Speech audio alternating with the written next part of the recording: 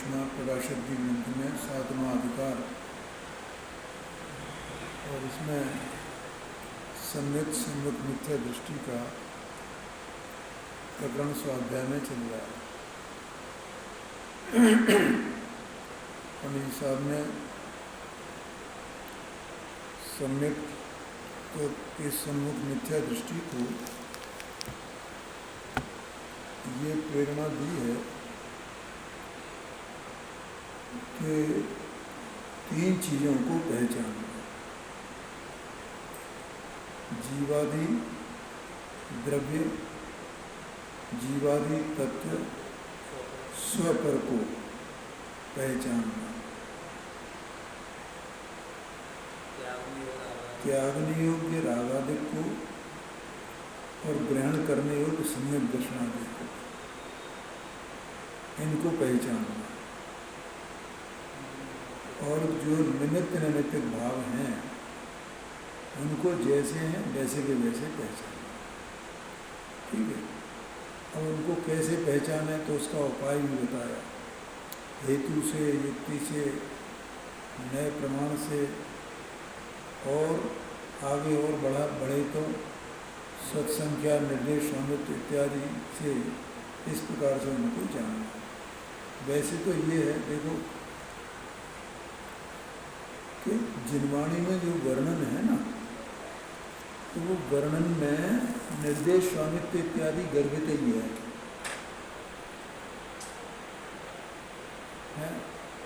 और सत्संख्या वगैरह ये भी उसमें गर्भित है।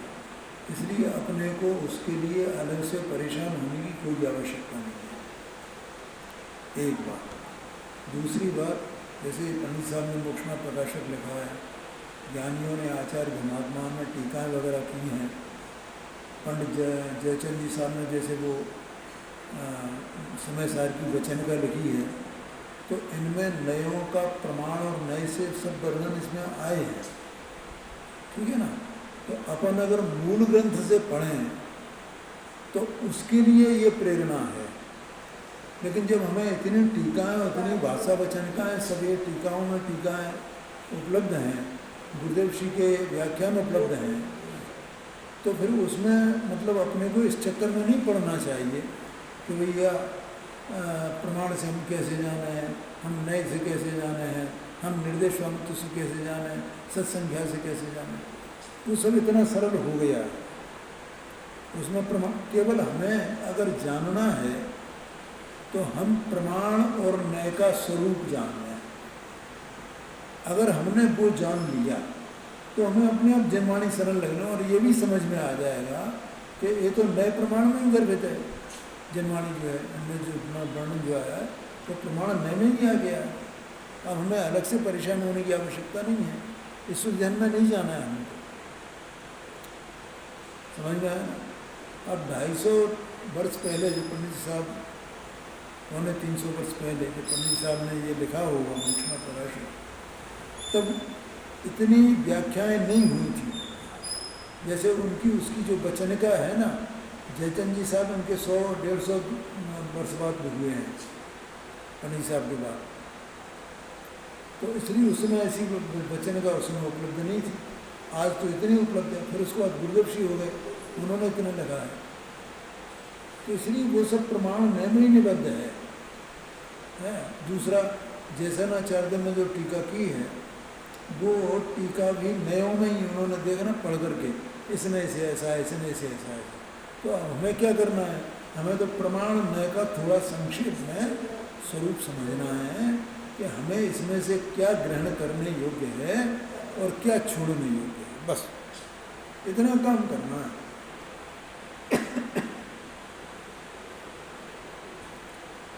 अब आगे कहते हैं, देखो 260 पेज पर है और दूसरी लाइन से अपन प्रारंभ करेंगे। जैसी बुद्धि हो,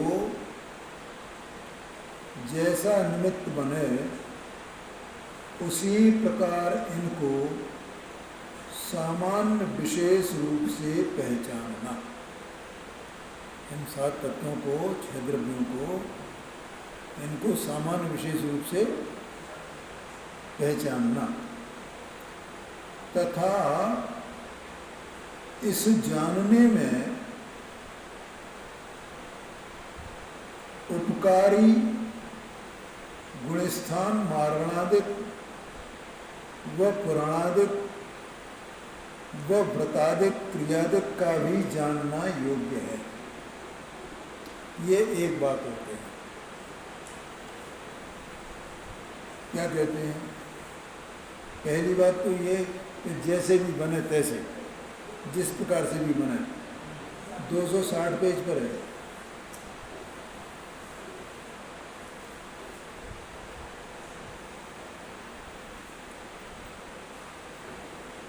जैसा निमित्त बने और जैसे भी जानना बने, वैसे इनको सबको जो बात बताई है उनको सामान्य विशेष रूप से पहचानना। अब जैसे उदाहरण के लिए उन्होंने कहा कि रागादिक को, मिथ्यात्व रागादिक को और सम्यक दर्शनादिक को पहचानना। मिथ्यात्व रागादिक वे त्यागने योग्य हैं और सम्यक दर्शनादि ग्रहण करने योग्य हैं। ठीक है, तो हमें क्या पहचानना है? हमें सम्यक दर्शन पहचानना है। तो सम्यक दर्शन के विशेषों को, सामान्य सम्यक दर्शन अपन ने कई बार बताया ये। ठीक है, सामान्य सम्यक दर्शन क्या है? ये जो अंदर में सत्स्वरूप वस्तु है, चैतन्य स्वभाव में, चैतन्य स्वभाव में, चैतन्य स्वभाव, ठीक है, और इससे निबद्ध जो उपयोग है, वो उपयोग इस अपनी वस्तु में अहम करे, मैं ये हूँ। इसका नाम सम्यक दर्शन है। ये सामान्यपने जानना हो गया।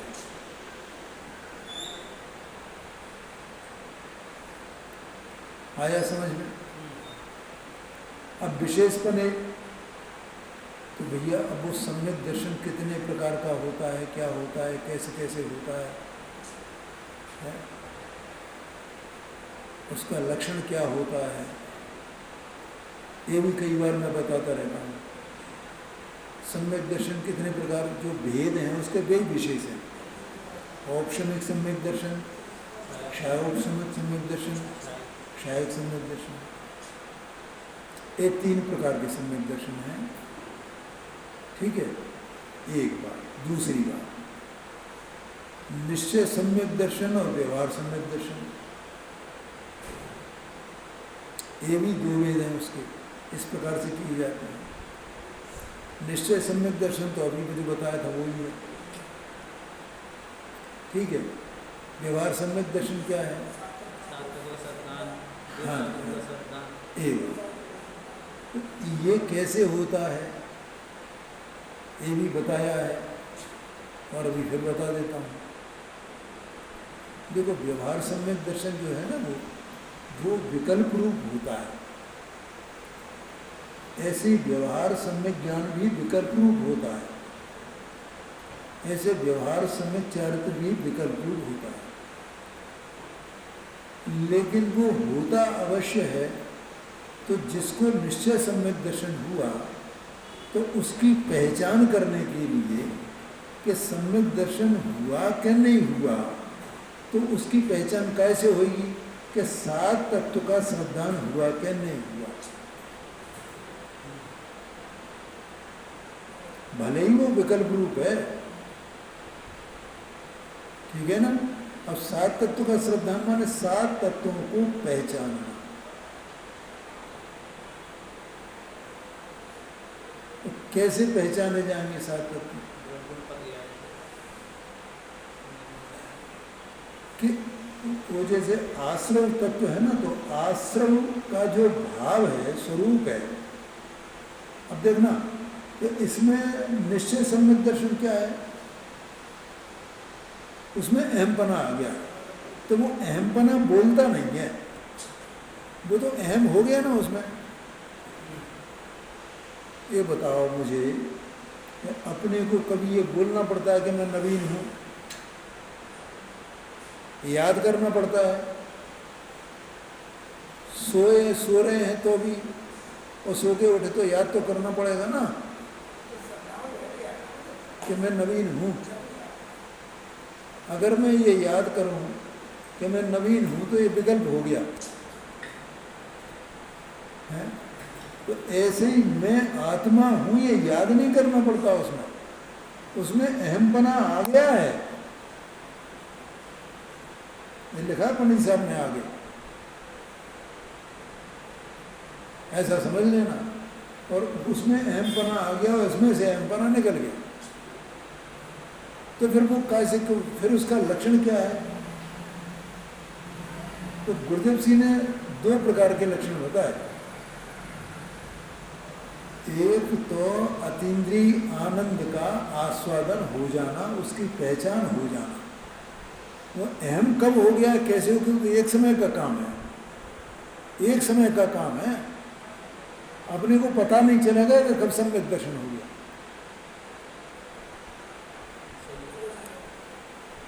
जितने भी ज्ञानी हो गए हैं, किसी को भी पता नहीं कि हमें कब सम्यक दर्शन हो गया।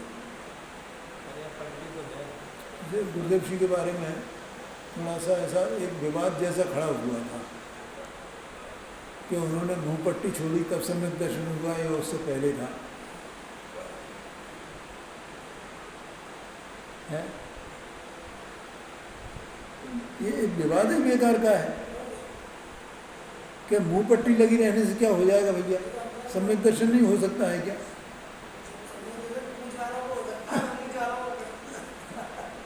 वे मुंह पट्टी लगा कर के भी उन्हें वो मुंह पट्टी लगाना सुहाता नहीं था।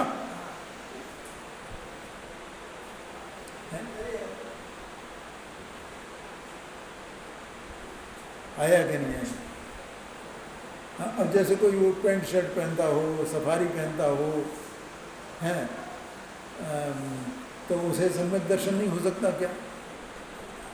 कि नहीं साहब, वो जब कुर्ते पजामे पहनेगा ना तब सम्यक दर्शन होगा।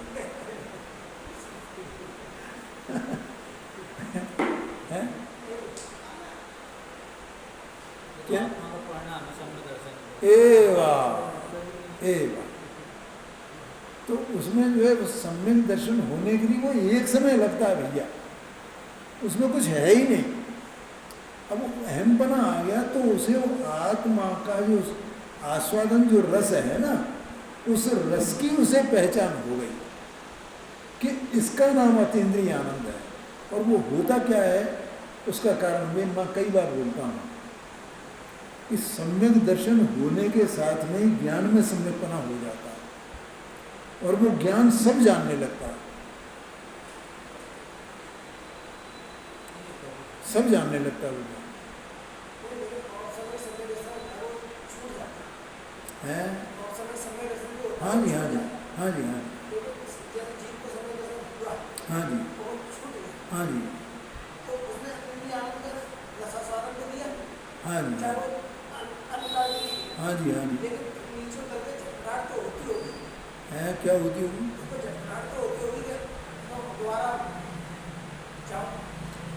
देखो क्या है, उसका काल बहुत कम होता है और वो छूट ही जाता है और दोबारा फिर होता नहीं है वो। उसमें मतलब दोबारा औपशमिक सम्यक दर्शन होने के लिए बहुत लंबा काल लगता है। कहो 2-4 भव निकल जाए, इतना लंबा काल है उसमें। हाँ, वो मालूम नहीं पड़ता है। वो तो मालूम कब पड़ता है जब क्षायोपशमिक सम्यक दर्शन होता है, तब मालूम पड़ता है। यद्यपि औपशमिक सम्यक दर्शन क्षायक सम्यक दर्शन की तरह निर्मल होता है, लेकिन उसका काल इतना अल्प होता है, ठीक है? तो उतने काल के लिए ज्ञान में सम्यकपना हुआ और वो छूट गया।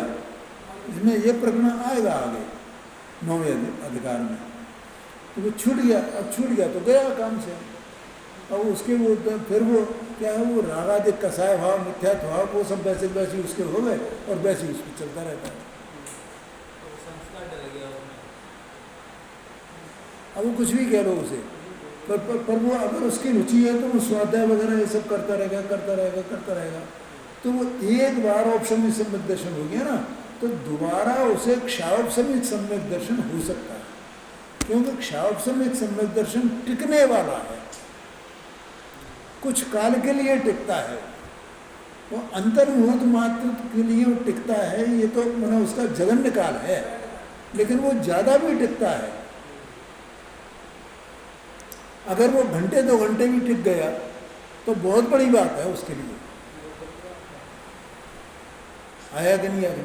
तो वो सम्यक दर्शन होने पर जो सम्यक ज्ञान होता है, उस सम्यक ज्ञान में वो सब जानता है, और सम्यक ज्ञान से ही वो 7 तत्व के स्वरूप को जानता है। आगे समझ में? तो सम्यक ज्ञान होने 7, तो इसका मतलब क्या हुआ कि उसने अपने स्वभाव को जान लिया है और राग के स्वभाव को जान लिया है, और राग का स्वभाव वो आश्रवबंध तत्व है, और अपने स्वभाव को जान लिया है, और अपने स्वभाव में जितनी पर्याय में निर्मलता व्यक्त हुई है ना, उसको भी जान लिया है उसने, और उसका अपने स्वभाव से भेदाभेद उसको भी जान लिया है। क्या भैया क्या बोल रहा हूँ मैं, समझ में आ रहा है कि नहीं आ रहा? माने पर्याय का द्रव्य के साथ में जो भेदाभेद है उसको भी जान लिया उसने, तो किस प्रकार से अभेद है और किस प्रकार से भेद है उसको भी जान लिया, और जो रागादि को उसके स्वभाव को भी जान लिया है।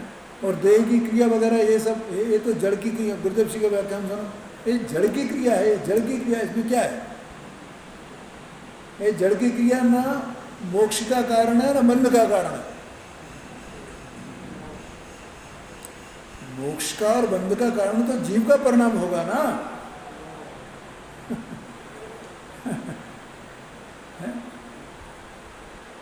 तो इस तरह से वो 7 तत्व का, अब जब ये यहाँ से छूट करके मतलब वो ज्ञान में, अब वो राग का स्वरूप उसके ज्ञान में आ रहा है कि राग ऐसा आकुलतामय है, तो ये विकल्प हो गया कि नहीं हो गया? और इसी को आश्रवबंध तत्व कहते हैं। लेकिन उसको प्रतीति है ना, जैसे अपने को 2 भिन्न भिन्न स्वादों की प्रतीति होए हैं, तो ऐसे ही उसे 2 भिन्न भिन्न स्वभावों की प्रतीति है ना, पहचान है ना। इसको व्यवहार सम्यक दर्शन कहते हैं, क्योंकि वो विकल्प रूप है। विकल्प क्यों? तो वो भेद रूप है।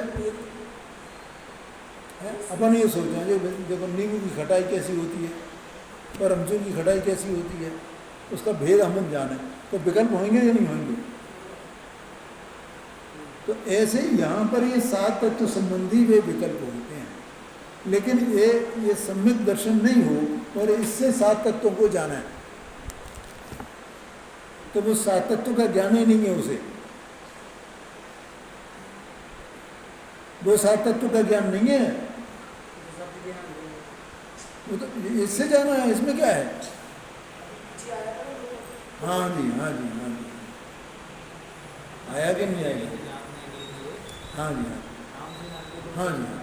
तो ऐसे वो है तो ज्ञान का कार्य, लेकिन उपचार से चूंकि उसकी प्रतीति हो गई है, इसलिए उसे सम्यक दर्शन कहा जाता है, और वो व्यवहार सम्यक दर्शन कहलाता है। ठीक है? और जो 3 प्रकार का सम्यक दर्शन बताया अपन ने, कौन कौन सा? ऑप्शन 1, तो ऑप्शन 1 में क्या होता है कि दर्शन मोहनी कर्म का ऑप्शन होता है। अब उसको अपन बार बार जानेंगे ना, तो उसका स्वरूप पहचान में आएगा। क्षोभसम सम्यक दर्शन में क्या होता है कि दर्शन मोहनी कर्म का क्षोभसम होता है। तो क्षोभसम कैसे होता है, क्या हुआ? अब इसके लिए आप शास्त्र पढ़ो, तो उससे आपके ज्ञान में अभ्यास होगा। अभ्यास होगा तो वो ही बात जो हम बार बार पढ़ेंगे, अनेक प्रकार से पढ़ेंगे, तो उसका हमें ज्ञान अच्छा होगा ना, है? तो उससे हमारे ज्ञान में अभ्यास होने से ज्ञान में पैनापन आएगा, तीक्ष्णता आएगी, वो हमारे काम की चीज़ है, उससे हम वेद विज्ञान प्राप्त कर सकते हैं। ये बात है। क्षायक सम्यक दर्शन कैसा होता है, ये सब बात है। अब इसके लिए अपने को क्या करना पड़ेगा? ये औपशमिक सम्यक दर्शन कैसा होता है, क्षाव सम्यक सम्यक दर्शन, तो हमें अब ये करणान योग बीच में आ जाएगा आपको, है। तो उसकी किताबें अपने को पढ़नी पड़ेंगी, वहाँ से अपन जानेंगे कि क्षोभसम क्या होता है भैया, है, उपशम कैसे होता है, क्योंकि उपशम तो कर्म का होगा। देखो इधर आत्मा में जो होगा वो तो एक ही प्रकार है, क्या बोला, आत्मा जो होगा वो तो एक ही प्रकार है। सम्यक दर्शन का आत्मा में जो होता है ना वो तो एक ही प्रकार है, उसमें तो 3 प्रकार नहीं है ना। तो फिर 3 प्रकार कैसे हुए, तो 3 प्रकार इसलिए व्यवहार कहा गया, वो उसको भी व्यवहार कहा गया 3 प्रकार का, क्योंकि वहाँ कर्मों की अलग अलग दशा होती है। दर्शन मोहनी कर्म और अनंतानुबंधी जो कर्म हैं, प्रकृतियाँ हैं, इनकी अलग अलग दशा होती है। औपशमिक सम्यक दर्शन होगा तो उसमें उसका औपशम होगा उन दोनों का, ठीक है, और क्षापशमिक सम्यक दर्शन होगा तो उन दोनों का वहाँ क्षोभसम होगा, और क्षयक सम्यक दर्शन होगा तो वहाँ उनका दोनों का क्षय होगा। ये आशय है।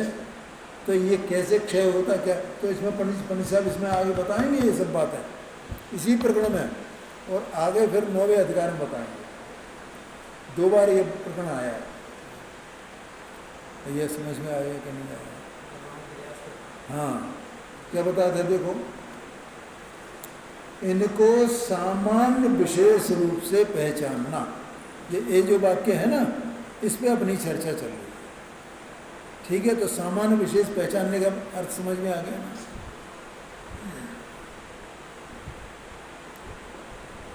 और ऐसे ही मतलब जैसे आश्रव तत्व है, तो आश्रव तत्व वो निश्चय आश्रव तत्व क्या है, व्यवहार आश्रव तत्व क्या है, अथवा तो यूँ कहें अपन के द्रव्याश्रव क्या है, भावाश्रव क्या है। हाँ, अब ऐसे भावेंद्रिय और द्रव्येंद्रिय की अपन बात करते हैं, भाव मन और द्रव्य मन की बात करते हैं, तो ये सब अपने को अभ्यास करना है, पहचानना है। तथा अब कहते हैं इस जानने में या इस पहचानने में एक ही बात है। ऐसा पहचानने में, जैसे अभी सम्यक दर्शन का अपन ने चर्चा की ना, क्या कहा, सम्यक दर्शन की अपन ने जो चर्चा की, तो इसके जानने में अब अपन ने इसमें अब कर्णानुयोग की बात की थी ना, तो उतना कर्णानुयोग का ज्ञान भी तो हमें होना चाहिए, तब तो हम उसके भेद को पहचानेंगे। और हमें उतना भी यथायोग्य कर्णानुयोग का ज्ञान नहीं होगा, बड़े स्थान का ज्ञान नहीं होगा, तो हम उसको पहचानेंगे कैसे। है? कई बार ऐसा लगता है ना अपने को, देखो कई बार ये बातें आती, बहुत आती हैं, और ये आती क्यों है, क्योंकि जो सच्चा ज्ञान है, सम्यक ज्ञान है, वो जीव के पास नहीं है, तो इस प्रकार की बातें आती हैं। कैसी बातें आती हैं, जैसे चौथा गुण स्थान बढ़ती है, तो चौथा गुण स्थान बढ़ती तो असंयमी होता है, ठीक है ना। तो बोलो वो असंयमी है, अपने को कैसा लगता है, अरे तो संयम क्यों नहीं धारण कर लेता है, क्या कहा, तो संयम धारण कर सकता है जबरदस्ती, प्रतिमाएं ले सकता है, ये क्यों है, ऐसा क्यों आता है। और जो असंयम सम्यक दृष्टि स्वयं होगा, तो वो तो यही जानेगा ना कि भाई मैं ये आगे इसमें बढ़ ही नहीं सकता हूँ अभी, वो अपना कार्य तो कर रहा है, अपना उसका जो कर्तव्य है, क्या कर्तव्य है, स्वाध्याय चिंतन मनन, यही तो करेगा ना, अपने स्वरूप का अभ्यास, पर को जानने का अभ्यास, पर को पर रूप जानने का अभ्यास, यही तो करेगा ना। इसी करने से तो सम्यक दर्शन हुआ है, और इसी को करने से आगे जो जो चारित्र मोहनी की प्रकृतियां हैं उनका अभाव होगा, और इधर अपने में शक्ति बढ़ेगी अपनी, दोनों काम एक साथ चलेंगे ना। अब वो होनहार अपने अपने स्व काल में होगी ना, 2 द्रव्यों की पर्याय है, तो उस काल में वो पर्याय जब आने योग्य होगी तब आएगी, तो पंचम गुण स्थान हो जाएगा।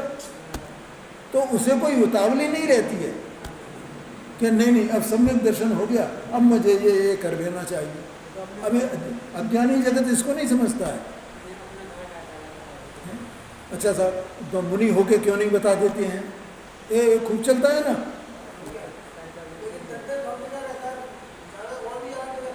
है? हाँ जी, हाँ जी, हाँ हाँ जी, हाँ जी। हैं? बोलो 10 वर्ष तक, मतलब वो ऐसा है। असल में क्या है कि उन्हें सम्यक दर्शन होने के बाद, जैसे वो अब उसमें चले गए, स्वर्ग में गए, तो स्वर्ग में गए तो स्वर्ग में वहाँ मुनि हो सकता है, वहाँ 5वां मुनि स्थान हो सकता है। मतलब उस पर्याय की योग्यता ही ऐसी है, तो वो योग्यता यहाँ क्यों नहीं हो सकती है मनुष्य पर्याय में? उसमें मनुष्य पर्याय में तीनों योग्यताएं पड़ी हुई हैं, लेकिन वो योग्यता जब प्रकट हो अपनी योग्यता से तब हो।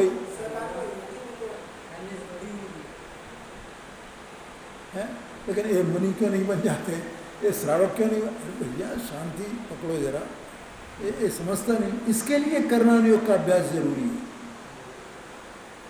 वो दोनों दो तरफा एक साथ, तो दोनों के निमित्त निमित्त भाव है ना, तो दोनों इधर कार्य होने योग्य हुए और उधर वो वैसा निमित्त हुए तो कार्य बनेगा ना। लोक में भी अपन ऐसे ही करते हैं ना।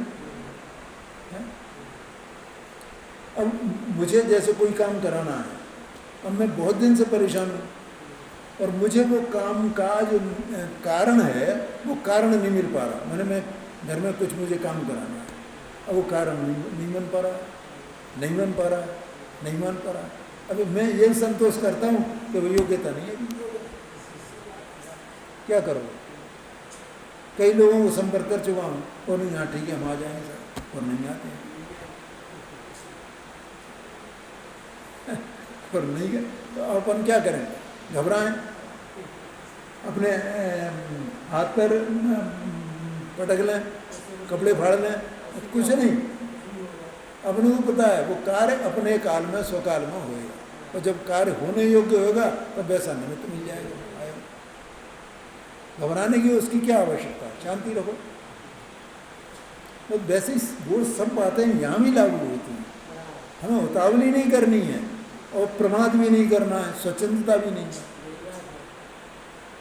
है ना। तो मैंने कितना वैसा मार्ग है कि ना उतावली करनी है और न स्वच्छंद होना है, ऐसा मार्ग है ये। हाँ, लेकिन भाई जिसको सम्यक दर्शन हुआ वो कभी स्वच्छंद नहीं हो सकता। नहीं तो अब अपनी तो स्थिति वैसी, अपन क्या करोगे? हैं? एक बार सम्यक दर्शन जीव को स्वच्छंदता आप देखो ना, मतलब वो उठा करके देखो कि परिणाम कैसे कैसे हो जाते हैं, लेकिन स्वच्छंद नहीं हो सकता है, ये समझना। तो यहाँ इसलिए ये कहा, इस जानने में, क्या जानने में? जीवादि 6 द्रव्यों को जानने में, 7 तत्वों को जानने में, स्वपर को जानने में, ठीक है, सम्यक दर्शनादि को, रागाद मिथ्यात्व आदि भावों को जानने में है, और निमित्त निमित्त भावों को जानने में, इनको सबको जानने में उपकारी माने सहायक, जिनसे अपने को जानने में मदद मिल सकती है, ऐसे गुणस्थान मार्गणादिक व पुराणादिक व व्रतादिक क्रियादिक का भी जानना योग्य है। इनको भी जानना। इन्होंने ये नहीं कहा कि उसको तुम ओढ़ लेना, व्रतादिक क्रियाओं को जानो ना। कई बार अपन इसका उदाहरण देते हैं कि नहीं देते? बोलो है कि व्रत क्या चीज़ है साहब, शुभ भाव क्या चीज़ है साहब? तो अशुभ भाव का नहीं होना ही शुभ भाव है। पाप का छूट जाना, पाप की मलिनता का छूट जाना, इसका नाम पुण्य भाव है। हमें उसके लिए कुछ बाहर में करना नहीं है।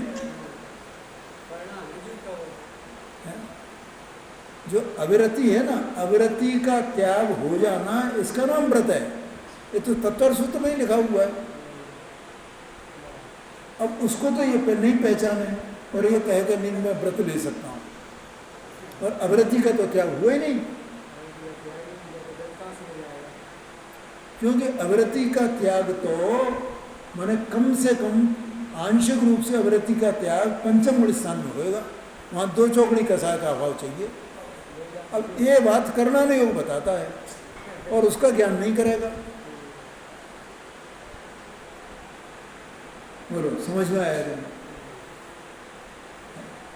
तो वो इसलिए ये व्रतादिक क्रियादिक ये सब जानने योग्य है कि किस किस भूमिका में कैसा कैसा राग होता है, कैसे व्रतादिक होते हैं, क्या क्या क्रिया होती है, इनका सबका ज्ञान करना।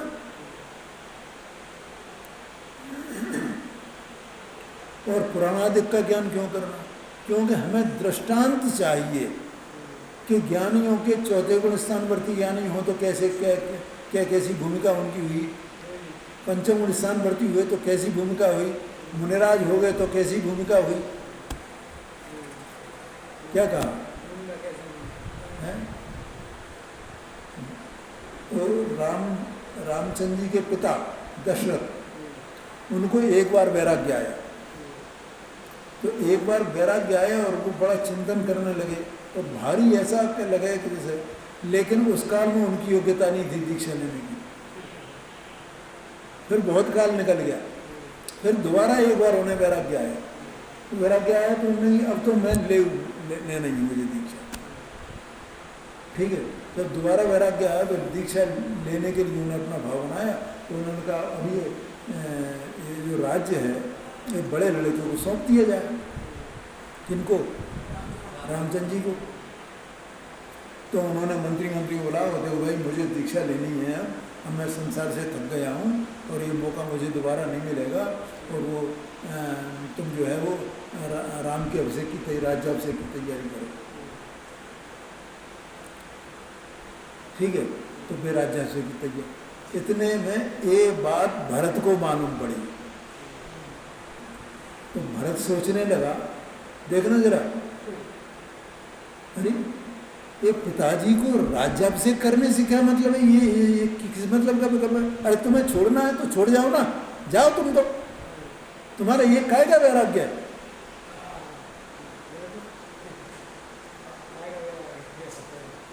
कितना अब आप दो एक पिता का परिणाम और एक पुत्र का परिणाम, और वो सोचने लगा कि पिता दीक्षा में, उससे पहले मैं दीक्षा के लिए जाता हूँ। ये मैं दृष्टांत की वजह से कह रहा हूँ, पुराणाधिक उसका ज्ञान क्यों करना, कैसे कैसे जीव के परिणाम होते हैं। और इतने ही नहीं, जब वो ये सब निपटा गया, वो उनको भरत को राज्य दे दिया और रामचंद्र जी उनको चले गए हैं, तो उसके बाद उन्होंने दीक्षा भी ले ली, और दीक्षा लेने के बाद भी उन्हें पुत्र का शोक जो है वो समाप्त नहीं हुआ।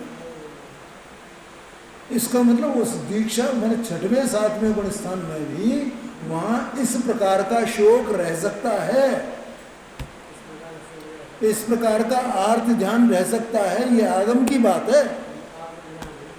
क्योंकि आर्त ध्यान 6वें गुण स्थान तक रहता है और रौद्र ध्यान 5वें गुण स्थान तक रहता है। तो ये गुणस्थान मार्गणा है, ये पुराणादिक की बात है। अब इनका सबको मिलान करना ना, जब कभी वो टीसी उत्पन्न हो जाती थी,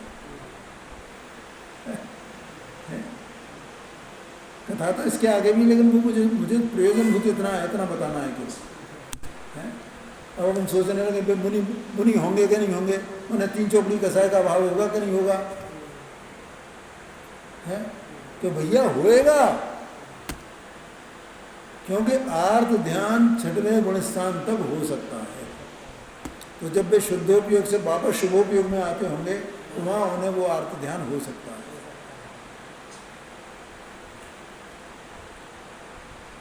आया कि नहीं आया?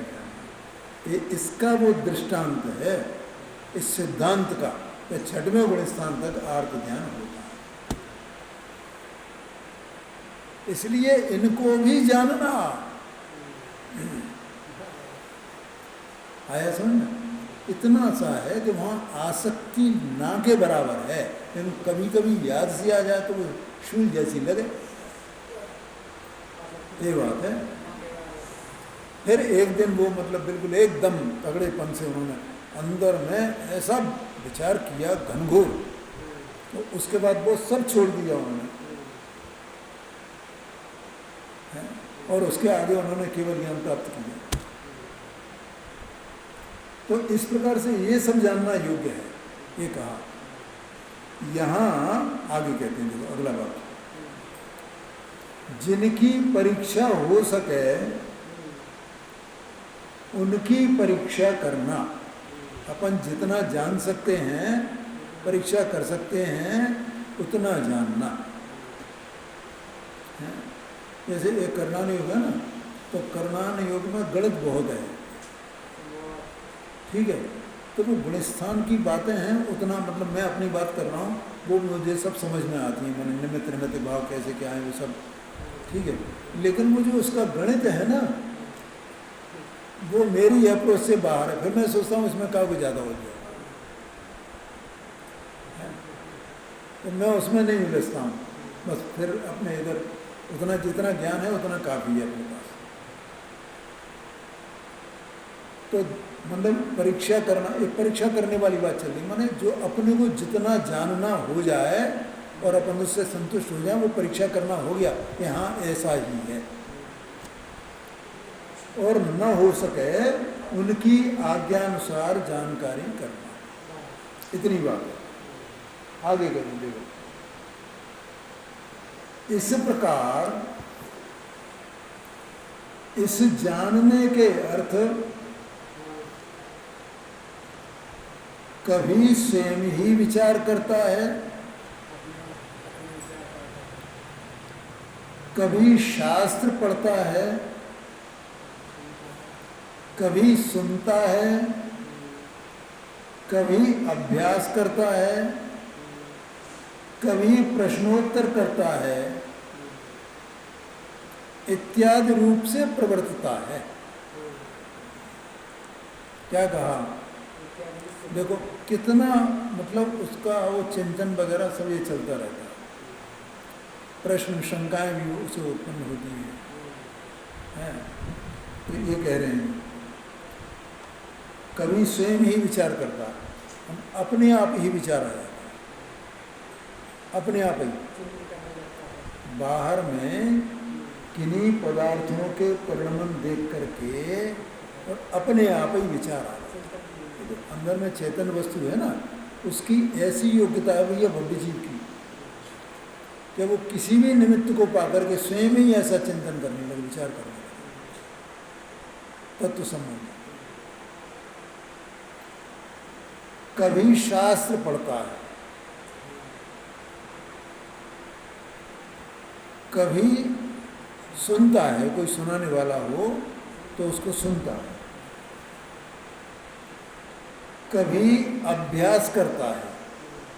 अभ्यास का नाम शास्त्र पढ़ करके फिर चिंतन विचार करना, ये अभ्यास करना है। कभी प्रश्नोत्तर करता है, जैसे कभी शंका हो अपने को तो प्रश्न आ रहे हैं तो प्रश्न बराबर उसको लिखे और फिर किसी से उसका उत्तर या तो स्वयं शास्त्र में ढूंढे अपनी योग्यता से,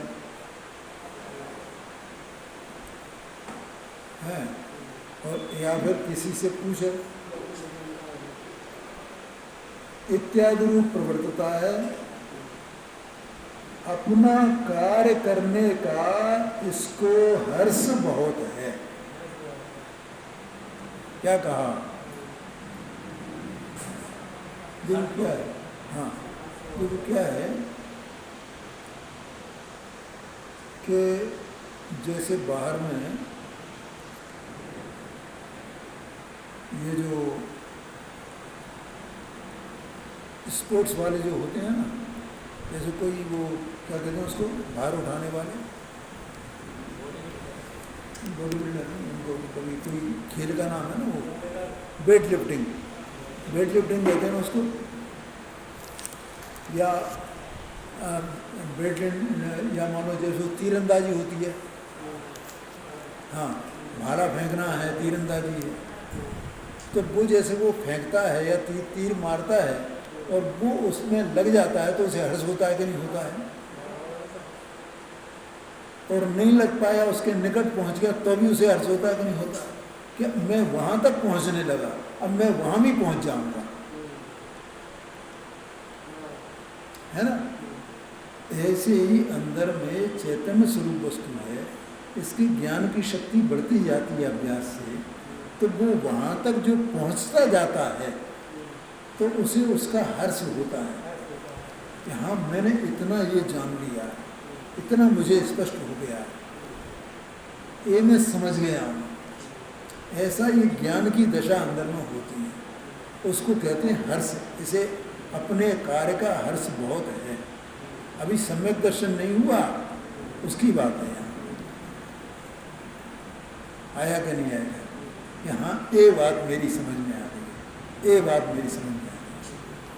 पहले जो बातें समझ में नहीं आती थी वो अब समझ में आ गई है। फिर अभी इतनी समझ में आ गई, और आगे बढ़ता है और अभ्यास करता है। तो इस प्रकार से कहा कि अपना कार्य करने का इसको हर्ष बहुत है। और आगे कहते हैं, इसलिए अंतरंग प्रीति से उसका साधन करता है। अंदर में उसे प्रीति बहुत है उस कार्य को करने की।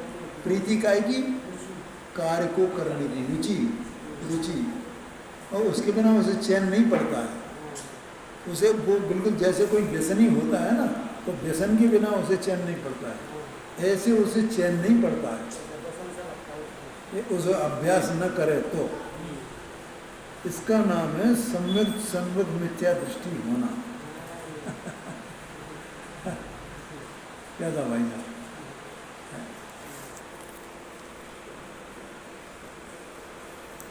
आगे कहते हैं, इस प्रकार साधन करते हुए जब तक, अब ये 4 बातें यहां कही हैं। पहली बात, सच्चा तत्व श्रद्धा न हो। दूसरी बात, यह इसी प्रकार है, ऐसी प्रतीति सहित जीवादि तत्वों का स्वरूप आपको भाषित न हो। देखो, एक ही बात को 2 बार लिखा है पंडित साहब ने। सच्चा तत्व श्रद्धा न हो माने जैसे आश्रव तत्व है, तो वो आश्रव तत्व भिन्न है और ज्ञान तत्व भिन्न है। आत्म तत्व कहो कि ज्ञान तत्व कहो, आश्रव और बंध में क्या अंतर है? ठीक है, ये आश्रव बंध 2 प्रकार के किस प्रकार बताए हैं? इन सब का जो ज्ञान होना ना, उसका नाम है सच्चा तत्व श्रद्धा न हो। इनका सबका ज्ञान होना चाहिए। कर्म में क्या होता है, जीव में क्या होता है, ये 13 नंबर की गाथा है समय सारजी शास्त्र में। उसमें लिखा है, भूतार्थ नए से जाने हुए 9 पदार्थ सम्यक दर्शन है। इतनी गाथा है बस। कितनी सी? भूतार्थ नए से जाने हुए 9 पदार्थ वो सम्यक दर्शन है। 9 पदार्थों को जाना और वो भूतार्थ नए से जाना, तो कैसे? इसका मतलब क्या होगा कि देखो, जो आत्मा जो वस्तु है ना, तो उसकी जो जो पर्याय होंगी, उन सब पर्यायों में आत्मा व्यापक रहेगा कि नहीं रहेगा? कोई अवस्था ऐसी हो सकती है जिसमें आत्मा व्यापक नहीं हो और आत्मा की अवस्था हो, ऐसा 3 काल में भी नहीं हो सकता है। और 9 पदार्थ क्या हैं? वे सब आत्मा की अवस्थाएं हैं, और कर्म की दशा उसमें निमित्त है। तो अब इसमें ये एक की ये दशाएं हैं, ये दशाएं किसकी हैं? एक की हैं कि अनेक की हैं? एक की दशाएं हैं। तो उस एक को जानना और उसको उस एक को जानने पूर्वक 9 दशाओं को जानना, और उन 9 दशाओं में एक तो एक ही रहता है, वो 9 नहीं होता है?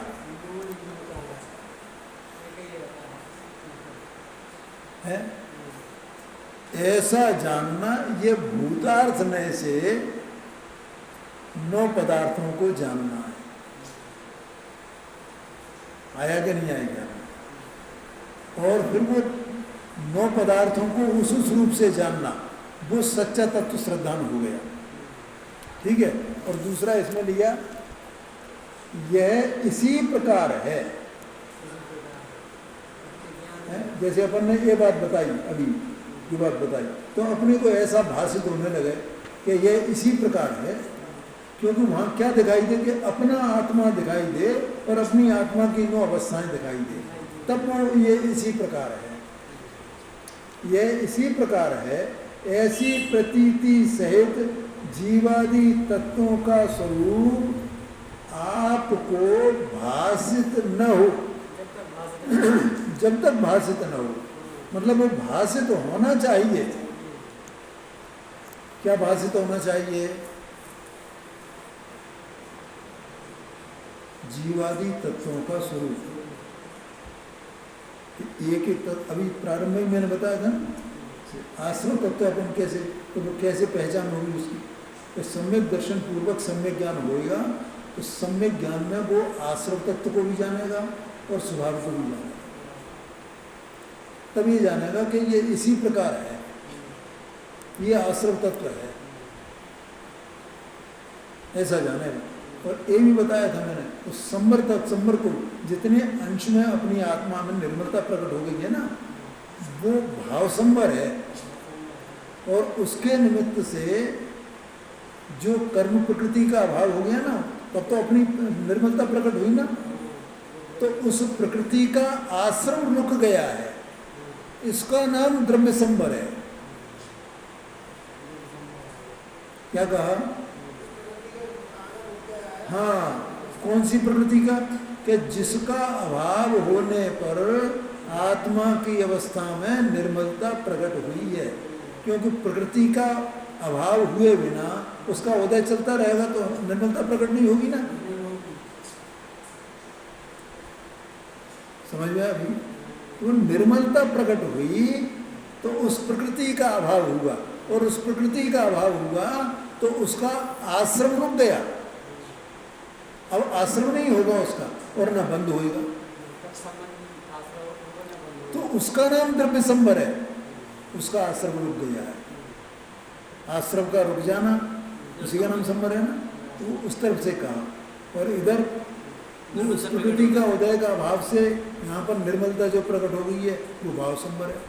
तो यह इसी प्रकार है, इसी प्रकार है, ऐसा भाव भाषित होना है। पहला वाक्य जो है, पहली बात है वो सामान्य है, दूसरी बात है वो विशेष है।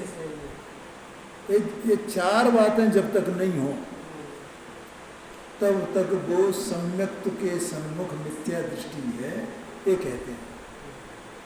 आगे समझ, अब इसको बाकी के 2 पॉइंट अपन कर लेंगे, ठीक है।